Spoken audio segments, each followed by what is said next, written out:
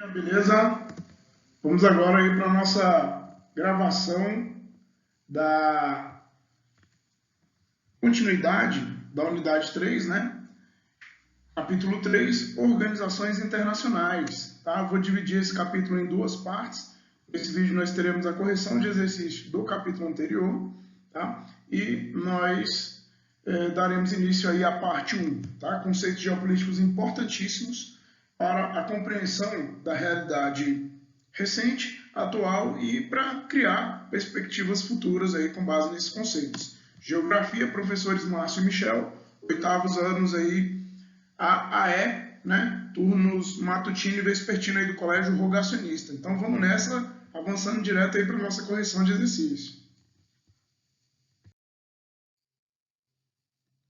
Vamos lá, galera, então, nossa correção de exercícios, página 73, tá, do capítulo 2, questão número 1. Ele já começa perguntando o seguinte: o que caracterizou a política externa dos Estados Unidos na última década aí do século passado, né, entre 1990 e 2000, tá, gente? Então, a palavra-chave para falar de Estados Unidos nessa década é unilateralismo, né? As decisões foram tomadas sem até obedecer regras do próprio Conselho de Segurança da ONU, que a gente vai falar hoje como é que funciona. Tá? Se você pega ali, por exemplo, a tempestade no deserto, que foram operações militares realizadas no Oriente Médio, mais especificamente no Iraque, tá? Você vai ver que alguns membros do Conselho de Segurança da ONU não foram, inclusive, favoráveis a isso. Tá? Então, decisões unilaterais, não me interessa o que o resto do mundo pensa, né? Então eu vou agir. Tá? O governo, na época da família Bush, né? George Bush e depois o George W. Bush, né? Pai e filho foram presidentes. Inclusive, temos aqui a possibilidade disso acontecer no Brasil, tá?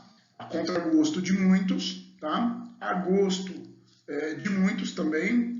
Temos um país bastante dividido politicamente, então nós temos a possibilidade de um dos filhos do atual presidente sucedê-lo no Poder Executivo. Tá? Então, vamos analisar essa geopolítica, tá? E vamos lembrar também, né? Lá nos Estados Unidos nós tivemos o voto democrático, aqui também. Tá?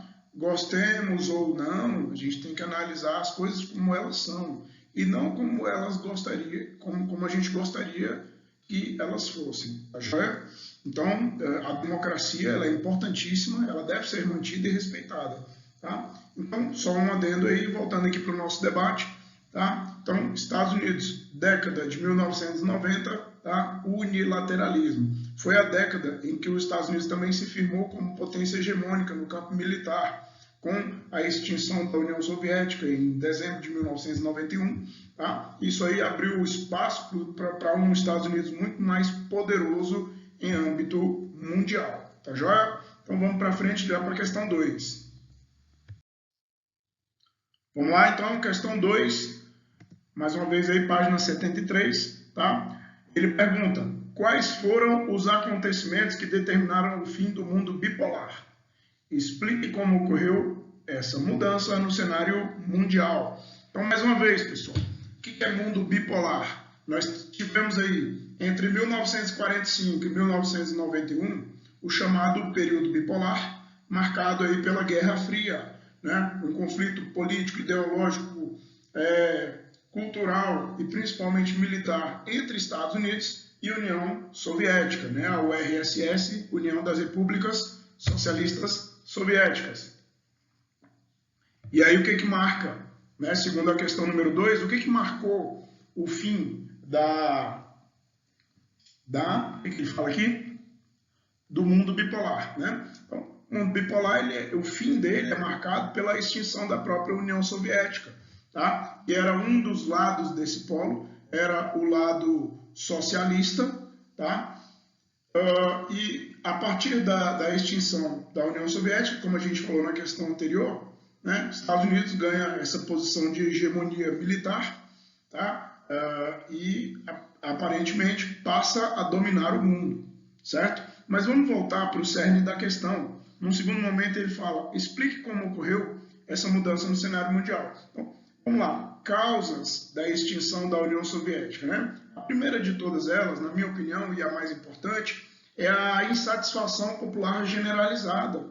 A população que habitava o chamado mundo soviético estava extremamente insatisfeita com a propositura daquele sistema, uma vez que a proposta socialista era de igualdade social, né? A ausência de classes sociais, e nitidamente em todos os países socialistas do planeta, né, verificou-se a existência de pelo menos duas classes sociais. A classe cheia de regalias ligadas aos membros do governo e seus familiares, tá? E o resto da população. Desculpa o termo aqui pejorativo, mas resto mesmo, porque assim é que as pessoas eram tratadas nesses sistemas. Vide hoje como vivem os habitantes na Coreia do Norte, sem qualquer liberdade de expressão, tá? Com muita dificuldade econômica, certo? E pouco se sabe daquele país. Cuba é um país mais aberto e você vê lá boa parte da população cubana, inclusive alguma parte dessa população, tá? Querendo fugir da ilha, e a palavra é essa, fugir, tá? Porque eles não têm liberdade de sair da ilha a qualquer momento, tá bom? Então, essa insatisfação popular generalizada presente na União Soviética e ainda presente hoje nesses dois países citados, né, Cuba e Coreia do Norte, é, na minha opinião, a principal causa da extinção da União Soviética. Nós tivemos lá crises econômicas gigantescas, principalmente na década de 1980, tá? Inclusive o presidente, em 1985, Mikhail Sergeyevich Gorbachev, né, conhecido pelo último sobrenome, o Gorbachev, ele fez duas tentativas de salvar a União Soviética, chamadas de Glasnost e Perestroika. Tá? Vamos estudar isso num outro momento, mas rapidamente falando, a Glasnost ela significaria transparência, né, o fim da corrupção na União Soviética, o que era um dos estados mais corruptos do planeta. Tá?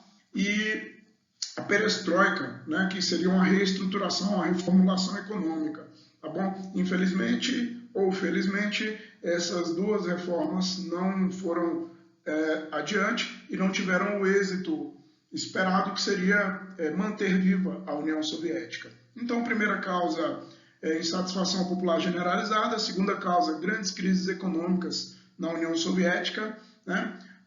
Eu citaria aí como uma terceira causa a baixa produção agrícola e industrial, né? Porque se você não tem geração de riqueza, tá? Isso torna-se um problema. E quando a gente fala de geração de riqueza, vide a construção do Muro de Berlim. O Muro de Berlim ele tinha uma função de manter as pessoas dentro da União Soviética.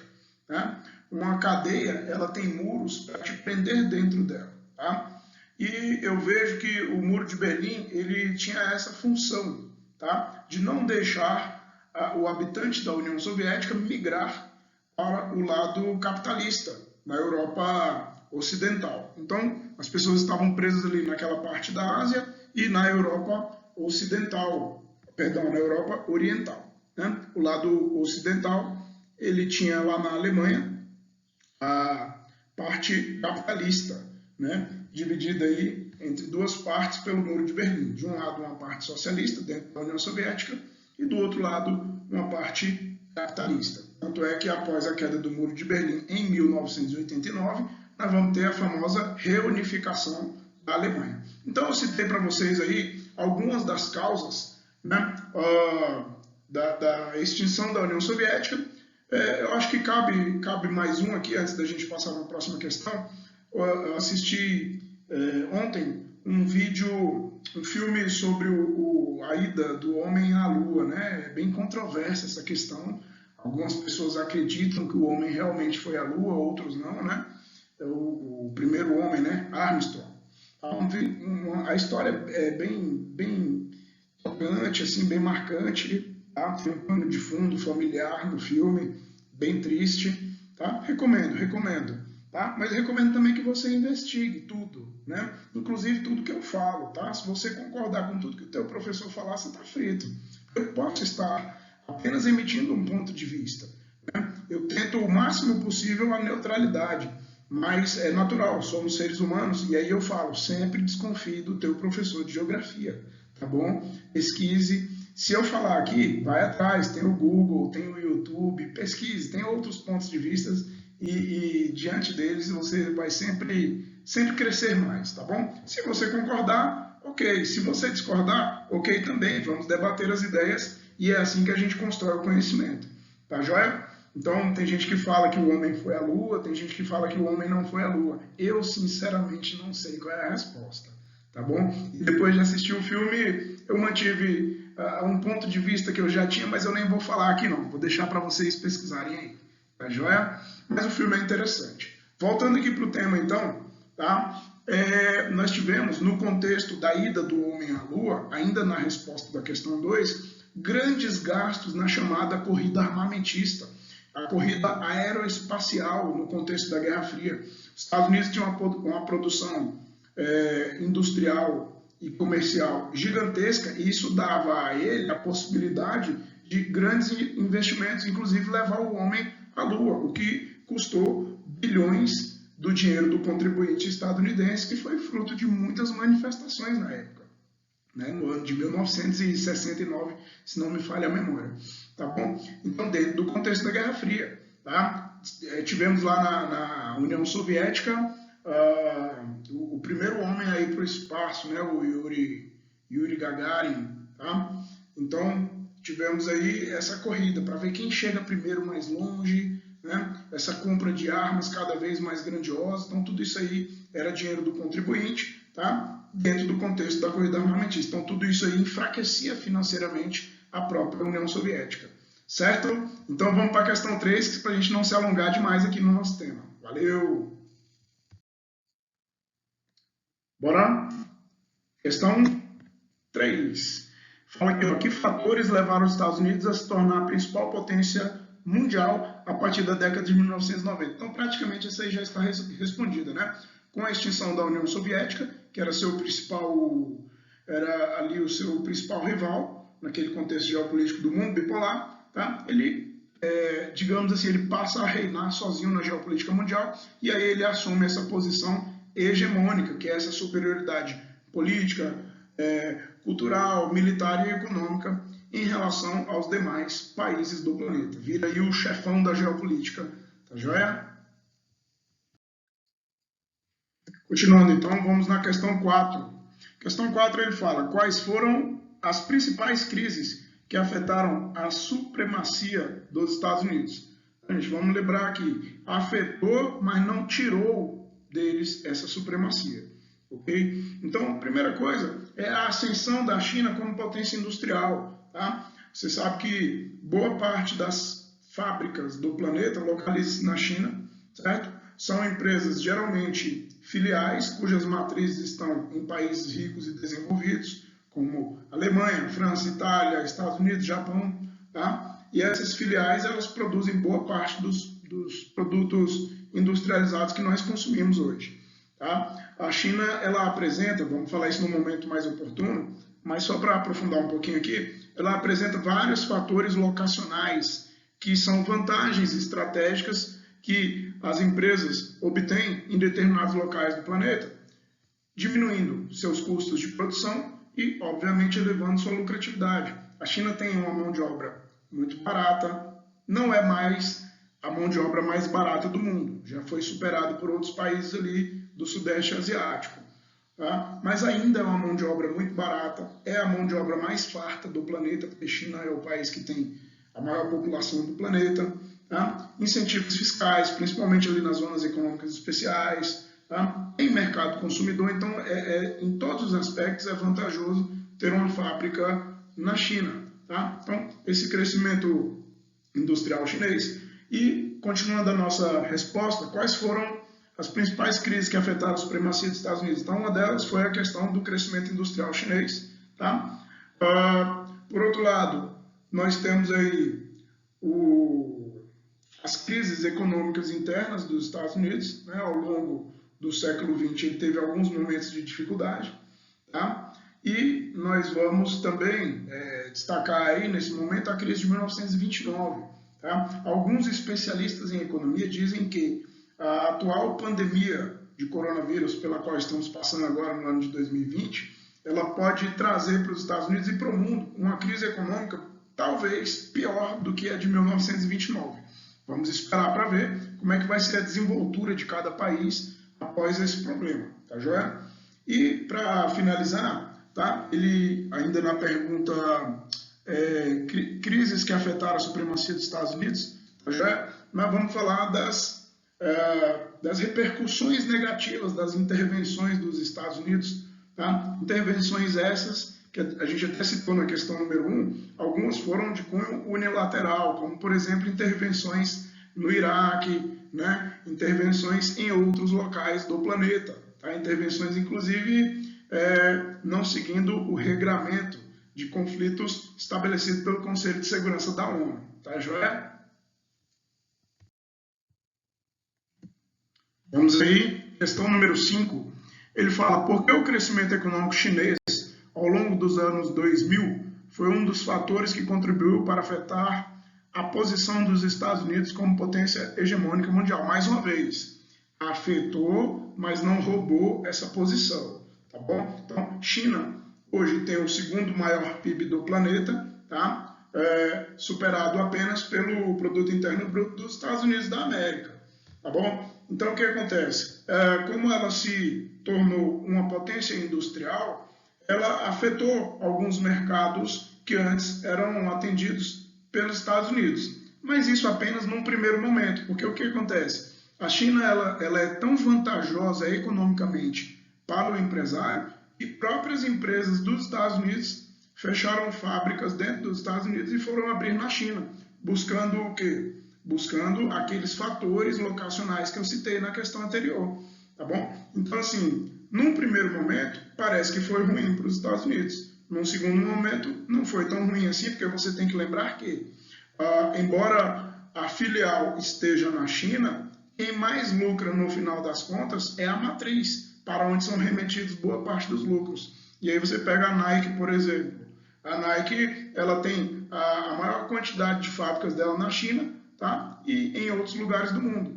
Mas para onde é que vão boa parte dos lucros? Justamente para a sua sede, que fica nos Estados Unidos da América. McDonald's, a mesma coisa. Coca-Cola, a mesma coisa. Ford, a mesma coisa. As marcas estadunidenses, tá? Elas lucram muito com a China e não o contrário. Tá joia? Vamos lá, então. Questão número 6. Questão 6 ela é bem bacana. Ela pede a tua opinião. E aqui eu vou dar minha opinião. E aí, quando a gente estiver nas aulas presenciais novamente, nós vamos bater um papo bacana sobre esse tema aí.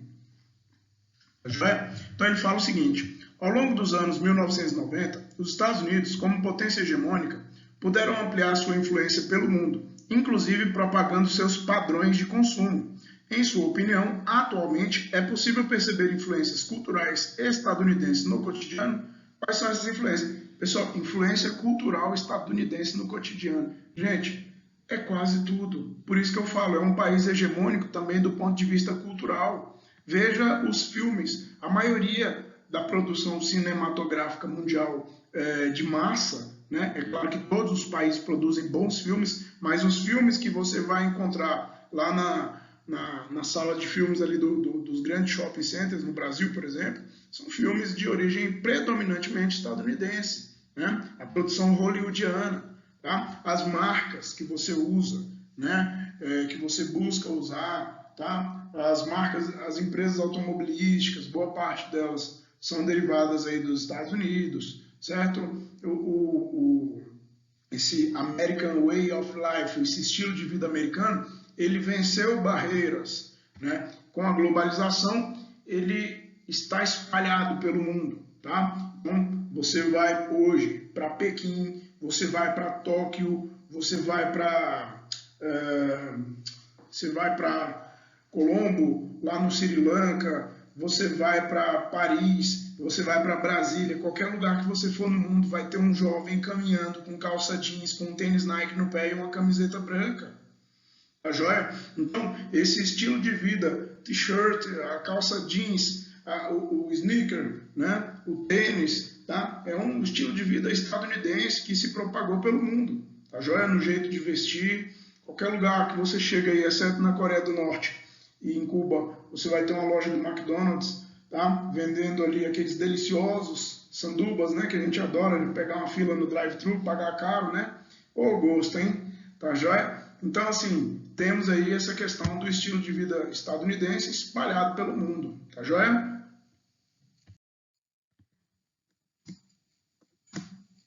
Pessoal, questão 7, bem fácil, tá? Tem uma charge, né? E ele pede para você observá-la e descrevê-la em um breve texto relacionando-a com o termo mundo bipolar. Então, de um lado, você tem aí o tio Sam, né? Com uma roupinha com a bandeira dos Estados Unidos e um saco de dinheiro, tá? E do outro lado, você tem o urso, representando a União Soviética, tá? A foice, o martelo, a estrela, a bandeira vermelha lá do socialismo, tá joia? Então, ambos sentados em cima do globo terrestre. Tá? Então, essa charge mostra justamente o período bipolar. É de um lado os Estados Unidos querendo dominar o mundo, tá? E do outro lado a União Soviética querendo o mesmo, querendo dominar o mundo, e ambos conflitando entre si numa guerra fria, ambos têm tanto poder militar que ninguém tem coragem de se atacar. Tá joia? Então, bem tranquila essa charge aí, beleza? Aí na página 73 do livro. Finalizando aí nosso exercício de hoje, tá? A questão 8 ela é um pouquinho mais complexa, mas bastante importante aí. Ela fala o seguinte: o gráfico a seguir mostra a evolução das exportações de armas da União Soviética e da Rússia entre 1950 e 2012. Analise o gráfico para responder as questões. Tá joia? Então você tinha aí entre 1950 e 1990 uma grande exportação de armas soviéticas, tá? E a partir de 1990 até 2010, a Rússia com uma exportação bem menor. E aí você tem que lembrar que a Rússia sozinha, ela não é a União Soviética, ela era o carro-chefe da União Soviética. Tá? Era a União das Repúblicas Socialistas Soviéticas. Então, Rússia era uma delas, com mais pelo menos 14 outras repúblicas ali do leste europeu e da Ásia, né? Porção central da Ásia ali e norte da Ásia, com alguns países soviéticos, tá bom? Ucrânia, Letônia, Lituânia, Estônia, né? Vários países que você vai observar no contexto da União Soviética. Tá joia? Então a Rússia sozinha ela representava bastante esse poderio da União Soviética. E vamos lá para as questões. Letra A. Em que período de exportações de armas a União Soviética atingiram seus maiores valores? Então, foi ali da década de 1980 até o início da década de 1990. Né?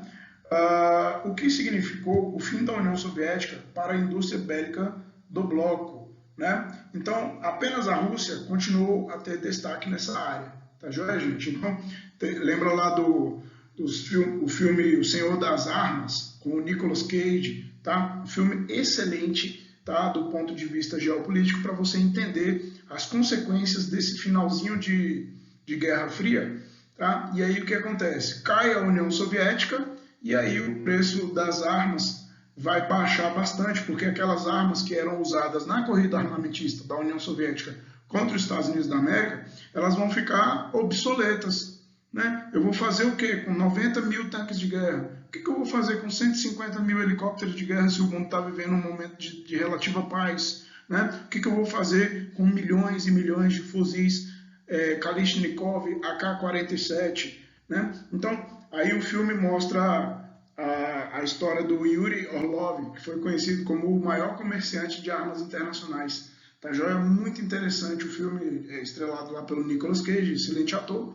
Tá joia? E no filme você vai perceber que ele tem acesso a generais corruptos da extinta União Soviética lá, né? Pessoas ligadas ao governo central da Rússia, e consegue comprar a preço de banana exércitos inteiros ali em relação a materiais, né? E vender para países em guerra, principalmente no continente africano. Tá joia? Então o filme é triste, a geopolítica tem disso, né? Mas é um filme muito interessante para você entender como é que funcionou essa questão aí do fim da Guerra Fria, beleza? E na letra C, ele pergunta por que após 1991 o gráfico apresenta informações relativas às exportações russas. Qual era a importância do país no bloco soviético, né? Então, mais uma vez, apenas a Rússia era o país que sobreviveu da União Soviética, foi o único, né? E era a matriz militar, econômica, política da União Soviética. Tudo bem, gente? Vamos lá então, pessoal, começando a nossa aula propriamente dita agora, né? Feita a correção do exercício, tá? Vocês devem ter dado uma pausinha aí, né? Para dar uma descansada, beber uma água. Vamos continuar então. E aí, nossa charge, né? Aliás, nossa charge não, esse conjunto de imagens aí com as logomarcas de grandes instituições e organizações internacionais, tá? Tem aí o WWF, né? World Wide Fund, Fundação Mundo Livre, né? A Unicef, a Organização das Nações Unidas para os Cuidados aí com as Crianças, né? E por aí vai, tá? Olha só, após a Segunda Guerra Mundial, foram criadas organizações com representações de diferentes estados, e aqui estado é no sentido de país, tá? Estado soberano, com o objetivo de garantir a estabilidade internacional. Essas organizações tratam de questões políticas, financeiras, ambientais, humanitárias e sociais que afetam os países. Vale lembrar que os países são soberanos e, portanto, essas organizações não têm o direito de interferência na tomada de decisão dos governos dos países. Tem uma exceção, tá, gente? O Conselho de Segurança da ONU, tá? Ele tem poder, sim, de interferir nos países. Elas podem sugerir atuações e até protestar contra determinados governos, assim como podem auxiliar no combate a determinados problemas. Tá? É o caso de questões humanitárias, né? Quando a ONU, por exemplo, ela se coloca de modo contrário a determinadas atrocidades cometidas contra mulheres em determinados países. Tá? A ONU ela não pode obrigar o governo daquele país a uma mudança legislativa, mas ela pode protestar, pode sugerir, tá? Pode pressionar, tá bom? Mas aí mantida a questão da soberania e da autodeterminação desses países, ok? Pessoal, então já começamos aí com essas duas belíssimas imagens, né? Da sede da ONU em Nova York, tá? Falar aí da ONU, Organização das Nações Unidas, e aí sediada em Nova York, tá? E em Genebra nós temos também uma espécie de segunda sede da ONU chamada de Sede Europeia da ONU, tá joia? Genebra, na Suíça, tá certo? Criada em 1945, com o objetivo de ser um órgão internacional e multilateral de negociação de paz e resolução de conflitos. Então, acabou a Segunda Guerra Mundial ali, foi criado ali entre as nações que naquele momento já eram soberanas, tá? Essa organização e essas Nações Unidas, né, visam garantir e estabelecer a paz mundial, para que não houvesse exatamente ali um terceiro conflito de ordem mundial. Tá bom? A ONU intervém nos conflitos internacionais de diversas formas. Ela media conflitos, ela faz acordos de paz, existem as comissões de investigação, sanções, né, pela Corte Internacional de Justiça, chamado Tribunal Internacional de Haia. Tudo bem? Agora nós vamos falar dos órgãos da ONU, tá? E aí eu trago para vocês a estrutura da ONU, com os órgãos e as respectivas funções. Nós temos aí, então, inicialmente, a Assembleia Geral da ONU, considerado o principal órgão, reúne todos os seus membros que estão representados, segundo o princípio, cada país, um voto. Depois temos o Conselho de Segurança, que é o órgão decisório dotado dos maiores poderes. Trata de questões de guerra, paz, e deles fazem parte 15 Estados-membros, dos quais 5 funcionam como membros permanentes, né? Estados Unidos, Rússia, China, França e Reino Unido, têm direito de veto, e os outros 10 não são permanentes. Tá? Depois nós temos o secretariado, que é o órgão executivo das Nações Unidas, presidido pelo secretário-geral, que atualmente é Antônio Guterres. Tá? O Tribunal Internacional de Justiça é o principal órgão judicial da ONU, com sede em Haia. Conselho Econômico e Social coordena o trabalho de agências especializadas. Você tem lá o Acnu, a Unicef, né? O NAIDS, tá? Várias agências especializadas, cada uma para cada tema. O Conselho de Tutela coordena territórios sob a tutela da ONU. Bom, pessoal, agora nós vamos falar do principal órgão da ONU, que é o Conselho de Segurança da ONU. Tá? Temos aqui um infográfico, né, com várias informações relevantes. Então, o Conselho de Segurança ele tem função de elaborar planos de regulamentação de armamentos. Né? Por exemplo, a questão dos armamentos nucleares. É o Conselho de Segurança que determina quem vai fazer parte do chamado clube nuclear ou quem não pode fazer, quem pode produzir, quem não pode continuar a produzir, quem pode ter, quem não pode ter. Tá bom? Determinar se existe uma ameaça para a paz, né? Se determinada postura de determinado governo pode ameaçar a paz regional ou mundial. Solicitar aos países que apliquem sanções econômicas e outras medidas para impedir ou deter alguma agressão. Veja aí a questão da soberania, né? A ONU ela não interfere diretamente no país, mas ela pode pressionar os demais membros a pressionarem diretamente aquele membro que pode estar causando problemas. Recomendar o ingresso de novos membros na ONU. Então, olha a importância do Conselho de Segurança, né?